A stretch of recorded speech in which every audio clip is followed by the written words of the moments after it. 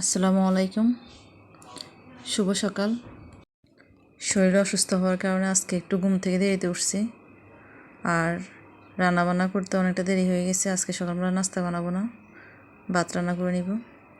এখন মুগ ডাল দিয়ে একটা সবজি রান্না করব। এখানে অনেকগুলো সবজি কেটে নিয়েছি। পেঁপে, চিচিঙ্গা, বরবটি, কাঁঠালে বিচি, এগুলো সব কেটে ধুয়ে পরিষ্কার করে নিয়েছি। এগুলো দিয়ে মুগ ডাল দিয়ে রান্না করব। আর অনেকগুলো সবজি একসাথে করে মুগ ডাল দিয়ে রান্না করলে অনেক মজা হয়। আমি এবার রান্না করি, খেতে অনেক ভালো লাগে। এখন সবজিগুলো দিয়ে দিয়েছি, ভালো করে নেড়ে চেড়ে ভেজে নিব। এই কয়দিন গরুর মাংস খেতে খেতে আর গরুর মাংস খাইতে ইচ্ছা করে না, এই জন্য সবজি রান্না করব আর মুরগি রান্না করব।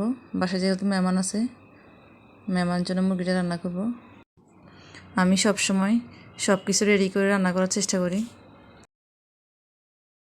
চুলার এক পাশে ভাত বসিয়ে দিয়েছি, আর এক পাশে তরকারি বসিয়ে দিয়েছি, আর একটা মুরগি কেটে নিব। মুরগিটা রান্না করার জন্য কেটে দিয়ে পরিষ্কার করে নিব। আমার মেয়েটা শুধু মুরগির মাংস খায়, সে গরুর মাংস, হাঁসের মাংস, কোনো কিছুর মাংস খায় না। মুরগির মাংসটা তার অনেক পছন্দের খাবার, এই জন্য বেশিরভাগ সময় মুরগি রান্না করি। কক মুরগির মাংস খেতে অনেকটা দেশি মুরগির মতন লাগে, এই জন্য বেশিরভাগ এটাই খাওয়া হয়।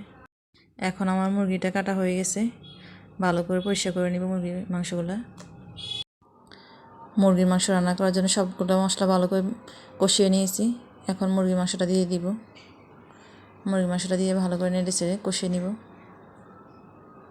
আর এবার রান্না করলে আপনি কি কক মুরগি রান্না করছেন না দেশি মুরগি রান্না করছেন খেয়ে বোঝা যাবে না, খেতে অনেকটা দেশি মুরগির মতো হবে। মাংসের সাথে 2টা আলু দিয়ে দিয়েছি, আর আলু দিয়ে মাংসগুলো ভালো করে কষিয়ে নিব।